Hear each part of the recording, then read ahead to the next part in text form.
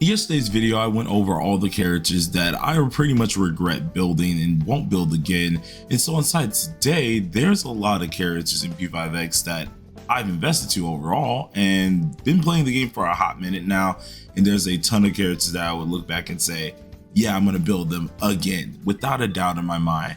And this is mainly just because with these characters, it's not necessarily that they're the newest characters. It's not like they're the most broken characters in the game, although some of them may fit in that category. It's because I do value them, their versatility, longevity, as well as I value how much they can contribute to my account. So the investments that I put into them doesn't really make me regret it because I can always bring them back in different situations.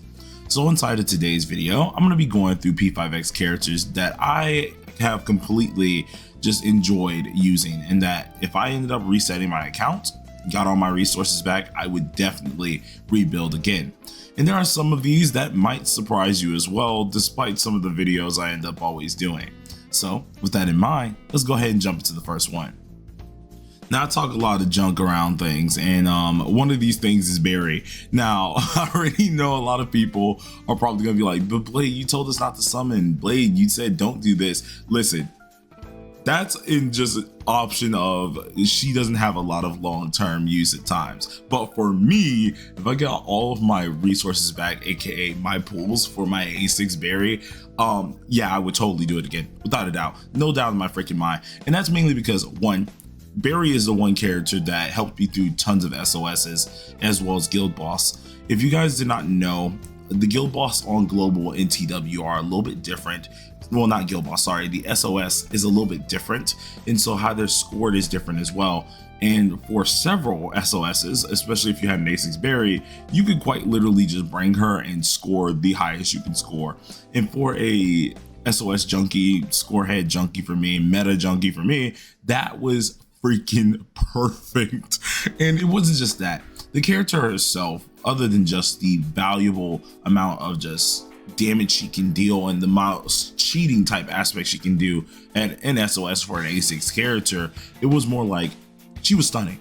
The character's freaking awesome. I call her the queen no matter freaking what. She is one of the characters that, one, building her, it was already cool to build her in general because she just did a ton of damage. She had a different mechanic that was being able to jump to multiple enemies, pretty much clearing the field as if she's an AoE character. And then she had the aspect of having one of the coolest designs inside of the game. She's still one of the characters that I bring out to this day. Heck, I tried to do it in the newest palace and was getting negated, and even with being negated, I was still trying to use her. I really do love this character.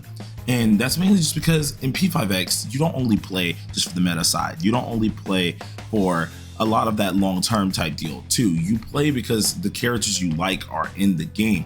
And when they came out with this OC, the amazing look of this OC, how she would be able to just do certain things that other characters really couldn't do, I absolutely just loved the whole idea of the character. So for that, I was just like, forget it. I don't even care if this character is not meta. I just want to play this character because, and just max out this character because she has valuable looks as well as just mechanics that are cool to me. And so my resources, if I got all those resources back, I'll freaking invest into Barry easily again.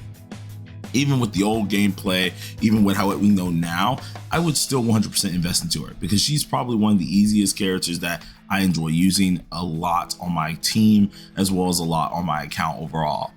But with the glazing out of the way, let's go ahead and move to the next character. All right, so for the next character, and this is going to be a curveball for a lot of you guys, this is going to be CHERISH. Yes, CHERISH. CHERISH is another character that I honestly don't regret getting. I ended up pulling him when his banner first came out, and I think I got 2 duplicates of him before he went away, and that was when his banner was so-called a limited. Well, this character I tried to get dupes of on the standard banner quite a lot, and he was insanely nice. He, as a permanent character, once he came down to the standard for the TWKR side, it was insane. He was able to, of course, shield you. He was able to do anything that you want with the increased defense. So I am a Yusuke lover even before he got his buffs. And seeing how much he actually contributed to Yusuke's team, it was a fun deal. Now, the downside was I practically couldn't play him much, right? There wasn't any content that you needed a ton of shields with. There wasn't any content that I could necessarily use Yusuke, and to fast forward a few freaking decades later, months later here, we finally get a game mode, which is the Gallery of Desires game mode, I believe. And he is such a need there. He's a character that if you don't have a shielder in your party, you're probably going to get screwed. And with the shield that he's able to provide, it's just nice. You can slap him on a team, boom, the man has your whole team with some good shields. You can get easy damage bonuses off of him.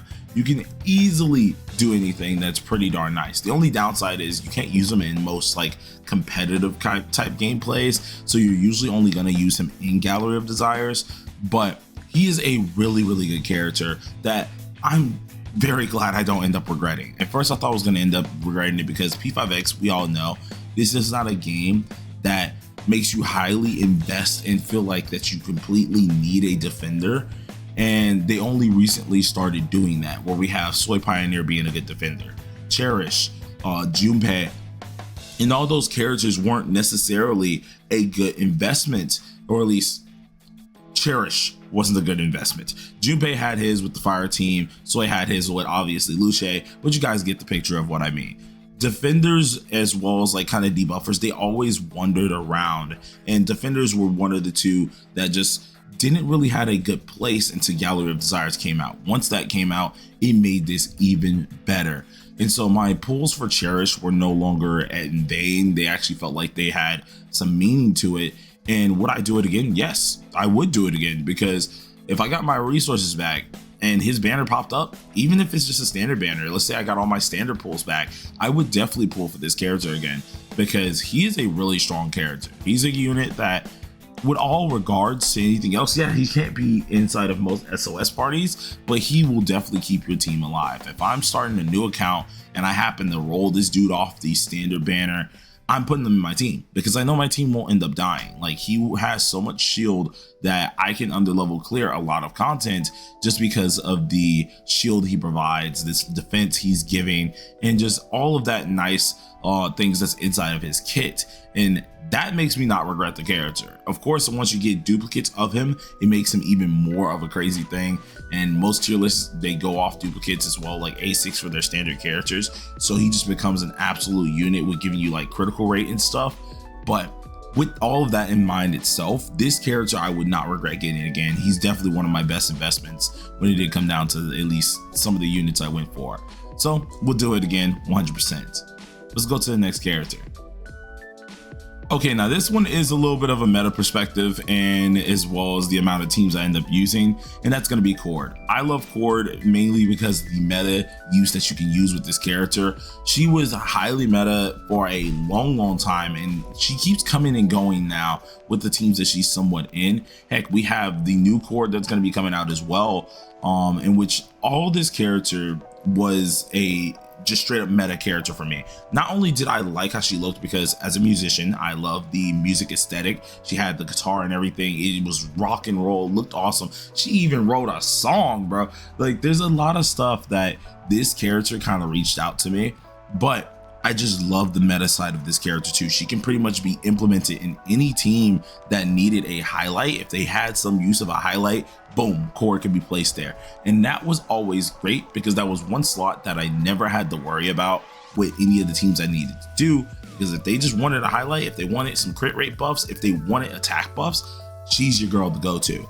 And that was always a cool deal to just be able to auto activate highlights. I remember when she came out on the first year for the game, and I was like, well, okay, we just got Makoto Nijima, this is awesome. And they threw a curveball with CHORD, and I was like, this character looks cool. All right, let's see what she can do. Auto activation of a highlight. And that was the wildest thing to me. I remember seeing it that day and my just brain exploded. I'm like, this character is going to be insanely good. She's going to have the highlight activation. She's going to be able to do everything. Her A1 can give me extra crit. Oh my God. And this was like a huge deal for me.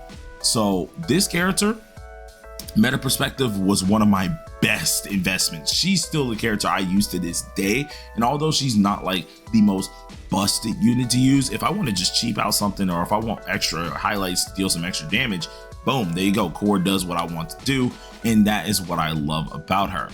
Now, the other part is love the attitude for the character. I also just love the aesthetic of the character. Heck, the newest one, which is the summer one, looks absolutely stunning and just beautiful. Can't wait to get my hands on trying to play that character as well. She just has a really cool attitude. She has a really good aesthetic for all the units that she now has, which is the 2. And I really like that. When it comes down to those type of characters, even if it's just a meta perspective that I look at, I do like to see the character and see how like they look in general, to just how they can really look on my team in general, because it just is awesome to take a step back from that meta perspective too and be like, it's a really cool character.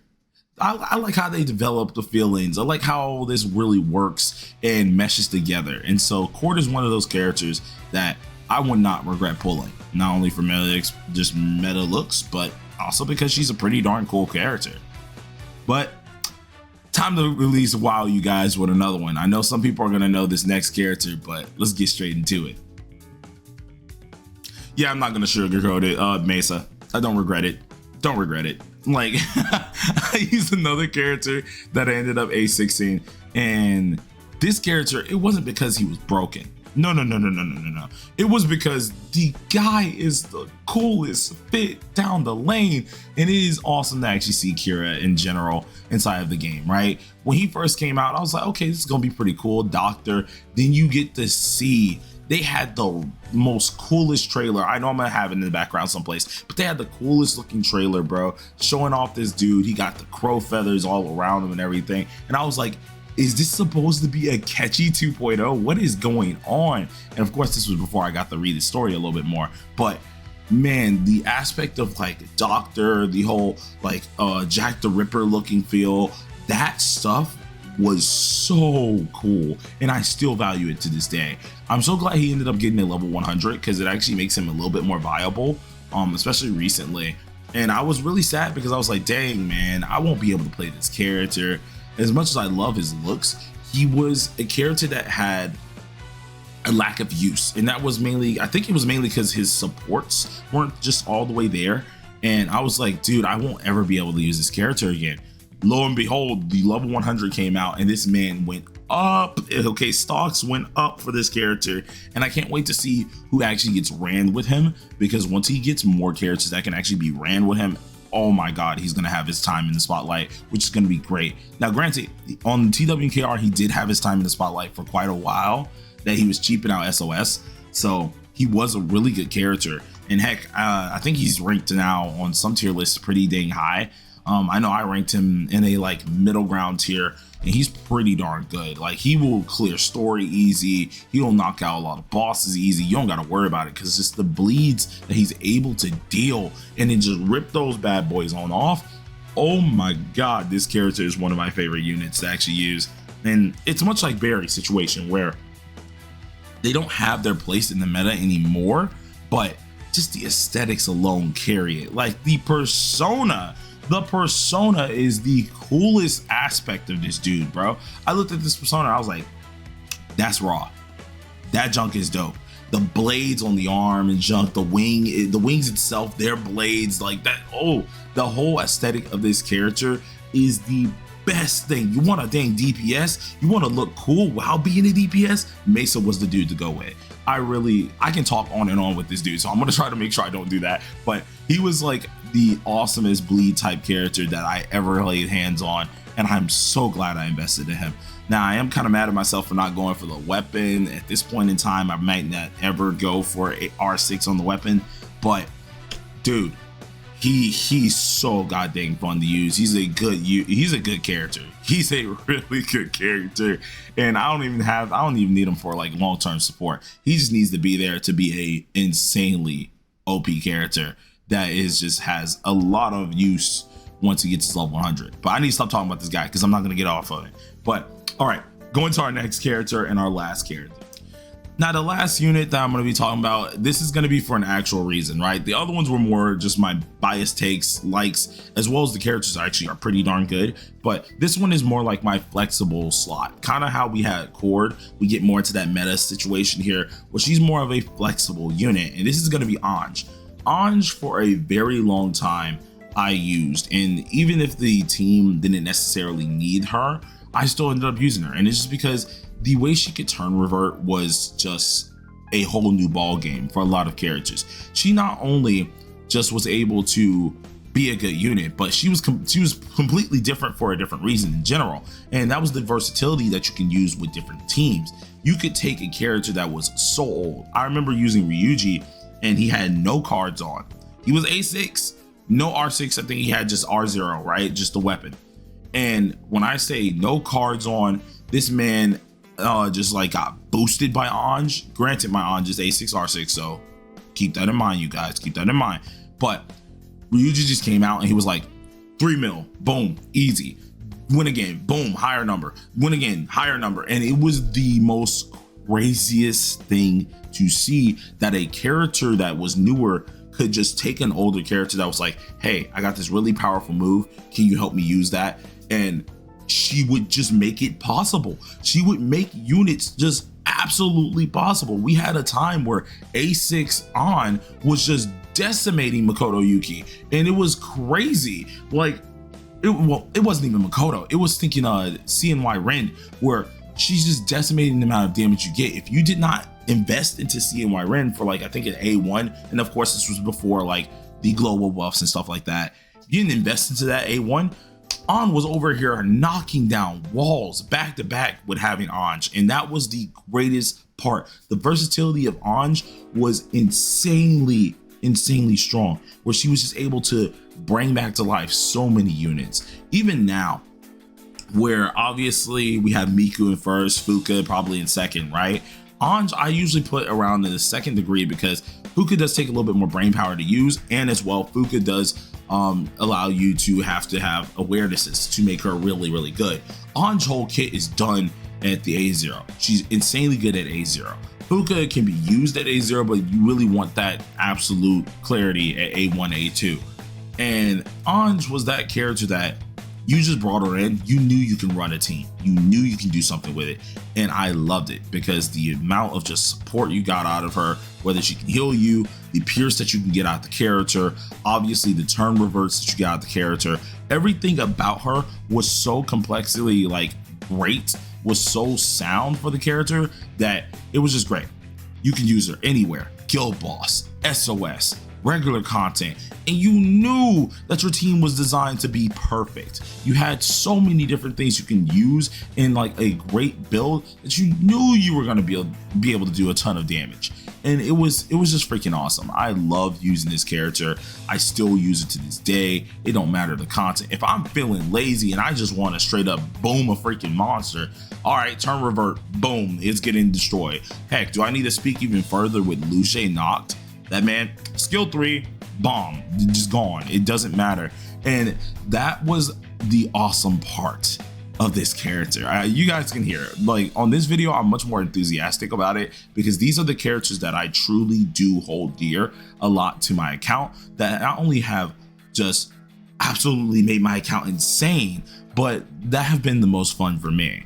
And so with that all being stated, I just want to stop the glaze for a lot of this here. Would I prioritize all these characters again? Hell yeah. If I get all of my resources back for this, I would do it. Heck, if I wouldn't get all my resources back, I think I still would invest into this. I think the only one that's probably a little shaky is Barry, but the rest of them, hell yeah, we'll do it again. If I can't get them all A6 again, I would still invest into the majority of these characters, because what I hold dear closer than anything is, do I love the character? Do I like the aesthetics of the character? Heck, can it help me a little bit? If it checks off any of those boxes, I'm getting it back. So this is a game and I want to enjoy the game. Love playing the characters that I love to play. That is what really matters to me. So I would rather have a character that I enjoy using that's actually slightly worse than the current meta, and then just like, okay, I gotta get these materials, I gotta get these resources, I gotta make sure I get this character because I don't even like this character, but I gotta make sure I get it. Forget that. I would rather enjoy something that I want to enjoy. So it's just one thing that's very clear about all of this. The investment was very worth it for me. Now, here's the thing that matters for you guys before I end it on out. When it comes down to this type of stuff, because I know some of you guys did pay attention to my last video and you were like, oh my God, thankfully, this is a good roadmap. No. When it comes down to this here, think about this. Your roster matters. Your investment level matters. Your supports matter. Most importantly, Your account's future matters. So if this character that you want to have helps you with that, if it's just the character is fun and you know you're gonna have fun with them in the future, go for the character.